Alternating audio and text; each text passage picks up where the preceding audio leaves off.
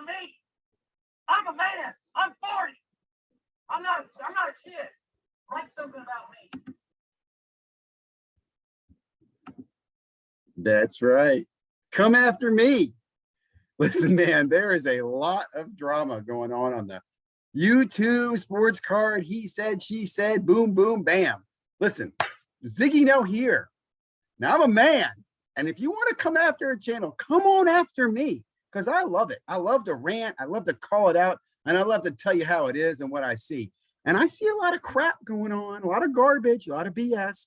But I'm going to tell you right now, as my friend in Glorious P said, I'm making this video. You know why I'm making this video? Because you guys like it. People love rants. They love drama. But let's share a little insight from Ziggy, who's been monitoring the YouTube channel for a few years now. Let me go ahead here, go back to my screen. Sorry for a second here, guys. And I'm going to stop. I'm going to escape out of this one. Come over here.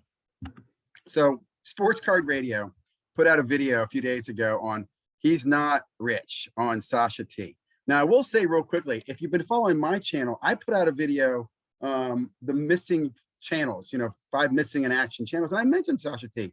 I followed Sasha T, but I think I was pretty specific in my video. I'm not making fun or attacking anybody. I'm just simply saying, where is he? What happened? And it, it got some insight. I watched this guy's video because I was curious about his Sasha T video. And I did think, I thought it was just, there was no purpose in it, right? I didn't leave a comment. I didn't dislike it, because my thoughts were, look, you didn't add any value. You didn't tell me anything I didn't know. And you didn't, I don't know. It's just, it seemed angry and hateful. And I know you're probably, if you're watching my channel, go, Ziggy, aren't you angry and hateful sometimes? Well, the difference is, when I think about it, like, I could think of Sasha T this way. Look, pool boy who made it from pool boy to selling or buying and selling a $500,000 card. That's pretty cool.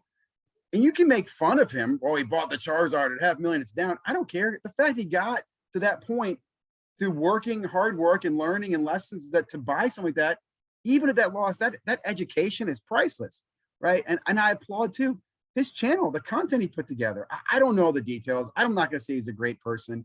I will say one other thing. When I come back to this video here, I do think a good point that's made here is that I can tell from these content creators, right? You're not parents. You're not looking this through the eye of the eyes of a father or a parent, right?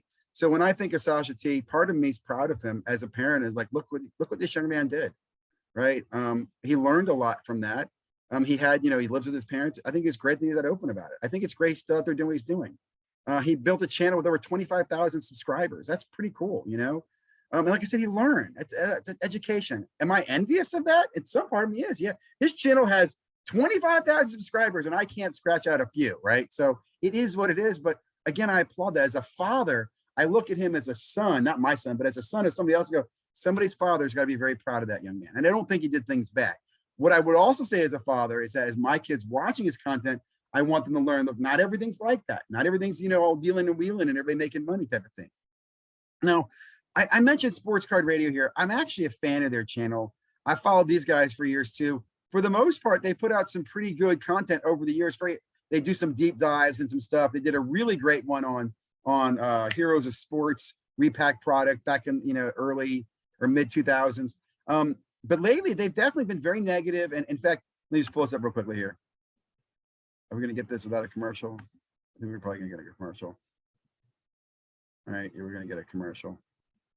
Anyway, he's gotten this dramatic tone like he's Barbara Walters or something like that. Like, on this episode of Sports Card Radio, we'll look into Joe. Joe was a sports card guy, and Joe was selling cards.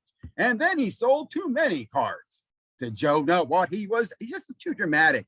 I think you should go back, man. First of all, another thing I'll say too, he blocks people, right? I made a comment on one of his videos about something. Oh, I know what it was. I did not like the fact this guy came out and he's an alt user. I think this is really ironic. Sports Card Radio. You're going to take shots at people like, whoever it is, make your little jokes, but then you endorse an alt who is, again, data theft. And not just their data theft because it's responsible. Everybody's data theft. I know, but they started off as a data theft company. Their whole focus was they steal data about sports cards people so they could use it. I don't know. I don't like alt at all. And the fact that Sports Card Radio is an alt supporter shocks me, really does, right? So again, man, it's kind of like standing inside a glass house and chucking rocks at someone else's glass house. That's what I'm saying, man. I'm a man. Come after me. Tell me what I've done wrong. Show me what I'm doing wrong. I love it. I love it.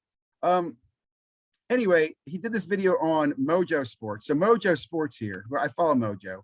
Mojo, again, I'll just say this. I appreciate everyone. Like, as a father watching this young man, he's built his collection. He's passionate. One thing I like is I see him at shows giving cards to kids. He does it from my perspective. Look, he's doing anything wrong. His story, his truth story, which I thought, what's your point? Because I thought his point was going to be, look, I made a mistake when I was a young man, and Sasha might have made mistakes, and he's learning. I don't know. It didn't seem to tie in. The reference there, potential racism. I'll get to that in a moment. I totally missed that. I didn't pay attention, but what I would say is, so Mojo jumps in here to defend his buddy, Sasha T, and then, these guys do a little response back to Mojo, Mojo Sports, which I'll just say, look, why? Look, kids, come here in the room. Come here. Look, do I need to make you guys stand in corners? Again, clearly none of these three have kids, right? Because you're not thinking about each other. Instead of applauding, hey, your hard work, you're doing something, whatever it might be, do you.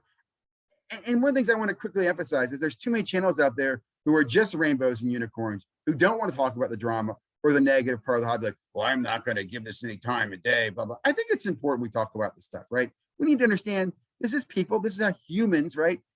We conflict, right? We need to work this out. Communication's key. Anyway, I'd love to get these guys together because I think they're all really on the same channel or on the same page. I think, first of all, this goes back to people want views. One thing I'll notice about Sports Card Radio, he's seen his subscriber count go up significantly. Like, I think it was in a couple thousand. He's at 6,000, and he's seen his views, right, go up a lot, like 9,000 views, 10,000 views, since he's been putting out these very dramatic poking at these sports card content providers. Again, poke all you want, dude. I like to poke as well. But when you're poking, first of all, don't block people from your comments. Like, you blocked me, I can't comment on your stuff. That's pretty weak. I know I'm blocked in a lot of places, so it's not a shocker. My channel, I don't block people. Comment all you want. Let me have it. I love to hear it. Anyway, last thing I'll just mention, again, I think Glorious P brought this to my attention. There's this other dude, and I almost thought to myself, do I mention him? First of all, I'm not a censorship person, so yeah, I do mention him. Yeah, Sports Reckoning. I understand where he's coming from. I watched a couple of his videos today. I will say, a little angry, little hateful in some ways, man. I don't know. He makes a kind of an attack on Mojo cards. He makes an attack about some other card company guy being a pedophile, dude. I don't know if you should make those accusations. It makes this bad joke video. I mean, dude, I want to make funny jokes too, but at the expense of other people. Again, I question, Mr. I think it's John. John, do you have kids? Right? Do you want your kids to see this? Like, I don't know, man. I think here's my point. Let me close with this, guys. As somebody who tries, I really do try to be a moderate and look at things from everybody's perspective, right? I've been in sports cards for a while. As a collector in sports cards, when the investor world came into the hobby a few years ago, I think it ruffled a lot of feathers. A lot of people didn't like it. A lot of people sat around for the last few years watching these investors with their cards, breaking boxes, spending money, showing their rollies, and just kind of, what's the word I'm looking, dripping too much. Is it drip that I'm looking for? Is it the word drip? Too much, showing off, flash, I don't know, shading other people. My point is, it created this underswell of these quiet people who, I will simply say, I don't know where your voice was 2 years ago. Why weren't you putting out content 2 years ago, making this up or saying stuff? Because you weren't. You were just quiet. All you people, Sports Card Radio, you didn't put out as much content 2 years ago. Putting out a lot now, right? I've been putting out content for over 2 years, calling people's attention to, hey, do you see the grifter in the room? And we know who we're talking about. And I feel like I've made some positive changes. And I'll also say this too. I stand on everything I put on my channels. I'm happy to talk to anybody or debate anybody. I prefer to do it live on anything I've spoken about. I also will say too, my mind is open and I've changed my position on many things over the years in sports cards. For example, I used to hate the whole blockchain NFT thing. I thought it was dumb. I'm actually a huge fan of that right now. I'm also, I love sports cards, but I'm more of a classic collector in the autos and relics. This new shiny era, I think, is the junk, shiny, and slab era. But anyway, I digress. So back to my point, guys. Look, we do it for the views, don't we? You do the drama for the views. But when you really cut through it, you got to remember there are kids watching, right?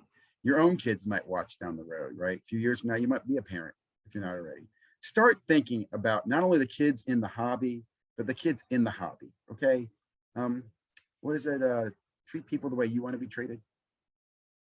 So Sports Card Radio, I'll just say I look forward to more of your videos, but maybe we should focus on the content. Like it'd been better in that Sasha video. Maybe he went through all his recommendations and said, hey, he recommended something this and now it's that price. That might be a little bit better view to go. And on the Mojo Sports Guy, I don't know why you're attacking him. I don't understand the whole argument there. And the racist stuff, I'm just not even gonna touch that, like third pole, third rail.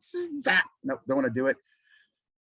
Again, let's remind everybody, we're all humans first. We all have a mother, a father. We all had or have someone who loves us, and we probably all love someone else. So keep that in mind, man. Peace out. Hope you guys enjoyed the video. Love some comments. Give me some comments. Like I said, I'm a man. Bring it to me.